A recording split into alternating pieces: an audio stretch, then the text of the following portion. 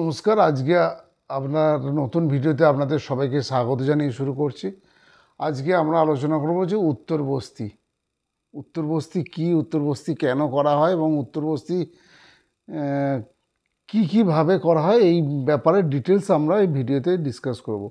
আজকে আমাদের আলোচনার বিষয় হচ্ছে উত্তরবস্তি মহিলাদের ক্ষেত্রে কীভাবে করা হয়। আসুন আমরা জানি আগে উত্তরবস্তি জিনিসটা কী। উত্তরবস্তি মানে শরীরে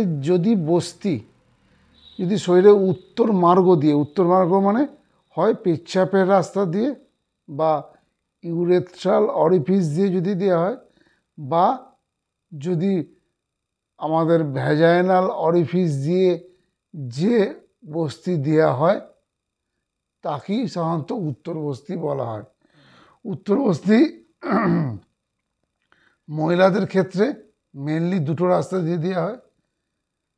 একটা হচ্ছে ইউরেথ্রাল অরিফিস বা পেচ্ছাপের রাস্তা, নাম্বার 2 হচ্ছে যোনি রাস্তা বা ভ্যাজাইনা দিয়ে দেওয়া হয়।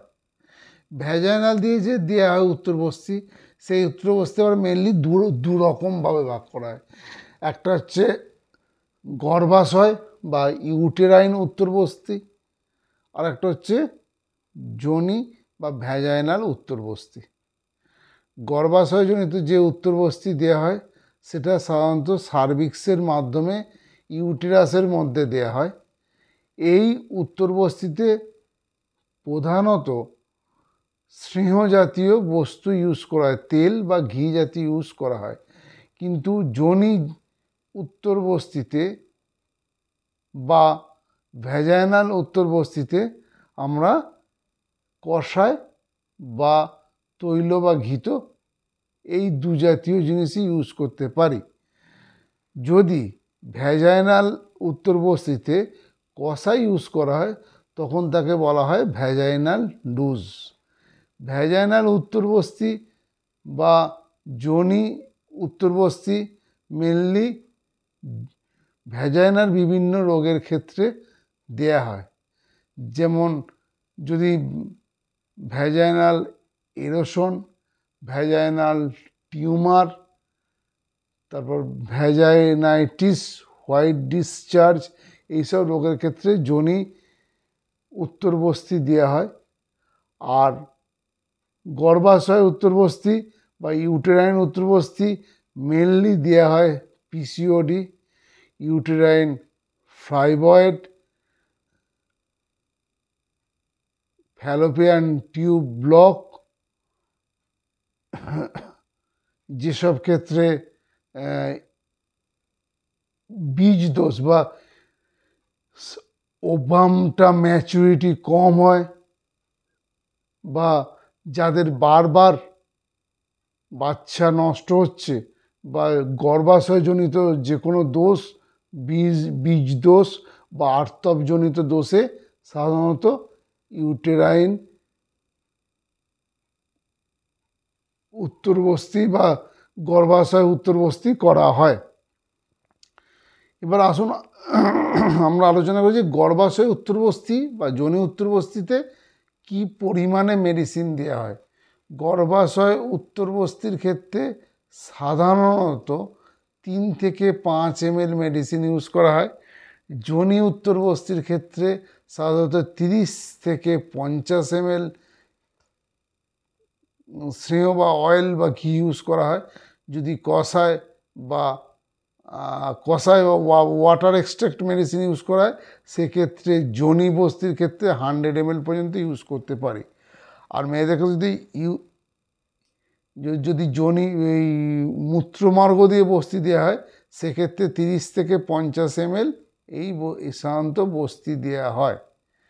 গর্ভাশয় বস্তি বা যোনি বস্তি কিছু কিছু ক্ষেত্রে কিন্তু দেয়া যায় না। যদি পেশেন্টের পিআইডি থাকে বা ফ্যালোপিয়ান টিউবের মধ্যে কোনো রকম ইনফেকশন থাকে, সেটা হাইড্রোসালফিংস হতে পারে, বা যদি তাদের ক্ষেত্রে অনেক দিন ধরে ভ্যাজাইনাইটিস থাকে, সেই ক্ষেত্রে কিন্তু সাধারণত আমরা বস্তি দেওয়া উচিত নয়। বস্তি দেওয়ার ক্ষেত্রে অন্যান্য থেরাপির ক্ষেত্রে যেমন সেহন সেদন করানো হয়, উত্তর বস্তির ক্ষেত্রেও আগে সাধারণত বিরেচন থেরাপি, তারপরে আস্থাপন বা নিরীহ বস্তি দিয়ে তারপরে উত্তর বস্তি দেওয়া হয়। উত্তর বস্তি যদি দেওয়া হয় সঠিকভাবে, সেক্ষেত্রে ইনফার্টিলিটি ক্ষেত্রে বা পেশেন্টের যেখানে বারবার হ্যাবিচুয়াল মিসক্যারেজ হয়ে যাচ্ছে, বাচ্চা নষ্ট হয়ে যাচ্ছে, সেই ক্ষেত্রে কিন্তু বা যেখানে বাচ্চা আসতে চাইছে না, সমস্ত কিছু প্রবলেম মানে ঠিক থাকলেও, কোনো প্রবলেম না থাকলেও বারবার বাচ্চা আসতে চাইছে না, বা যেখানে ইউটেরাইনের থিকনেস কম, সেই ক্ষেত্রে কিন্তু যদি উত্তর বস্তি দেওয়া হয় তাহলে কিন্তু মিরাকিউলাস এফেক্ট পাওয়া যায়। তাই বন্ধ্যা রোগের ক্ষেত্রে বা ইনফার্টিলিটি রোগের ক্ষেত্রে সুপিরিয়র কোয়ালিটি ট্রিটমেন্ট হচ্ছে উত্তর বস্তি। উত্তর বস্তি মেনলি মানে গাইনোকোলজিক্যাল বিভিন্ন রোগে, এছাড়া এন্ডোমেট্রিওসিস বা যেখানে ডিসমেনোরিয়া হচ্ছে, সেখানে কোনো মেডিসিন যদি কাজ না করে, সেক্ষেত্রে কিন্তু উত্তর বস্তি এফেক্টিভলি খুব ভালো কাজ করে। এবার উত্তর বস্তি কীভাবে দেওয়া যায়? দেখুন, ভ্যাজাইনাল উত্তর বস্তি বা যোনি উত্তর বস্তি যে কোনো সময় দেওয়া যায়, শুধু পিরিয়ডসের 4 থেকে 6টা দিন বাদ দিয়ে। কিন্তু যদি গর্ভাশয় বস্তি, সাধারণত 8 পিরিয়ড শেষ হওয়ার 8 থেকে 14 দিনের মধ্যে দেওয়া হয়, এবং এটা দেওয়ার নিয়ম হচ্ছে 3 দিন দেওয়া হয়, 3 দিন গ্যাপ দেওয়া হয়, এরকমভাবে কনজিকিউটিভলি 3টে সাইকেল দেওয়া হয়। এইভাবেই এই উত্তর বস্তিটা করা হয়, কারণ 14 দিনের পরে সার্ভিক্স ক্লোজ হয়ে যায়। সার্ভিক্স ক্লোজ হলে কিন্তু গর্ভাশয় উত্তর বস্তি বা ইউটেরাইন উত্তর বস্তি দেয়া যায় না। যারা উত্তর বস্তি নিচ্ছে বা যারা উত্তর বস্তি দিচ্ছে, তাদের কিন্তু একটা জিনিস খুব ভালোভাবে খেয়াল রাখতে হবে, যে অ্যাসেপটিক মেজারমেন্ট যেন কোনো রকমভাবে ইনফেকশন স্প্রেড না হয়, সেক্ষেত্রে স্টেরিলিটিটা মেনটেন করা হয়, মানে যাতে হাইজিন প্রপারলি মেনটেন করা হয়, সেই জিনিসটা কিন্তু খেয়াল রাখতে হবে। খেয়াল রেখে এই ট্রিটমেন্টটা করতে হবে। আশা করি উত্তর বস্তির বিষয়টা আপনাদের একটা ক্লিয়ার কাট ধারণা আপনি এই ভিডিও থেকে পাবেন। যদি ভিডিওটা ভালো লাগে, আপনাদের রিকোয়েস্ট করব ভিডিওটা লাইক এবং শেয়ার করতে এবং চ্যানেলটি সাবস্ক্রাইব করতে। নমস্কার।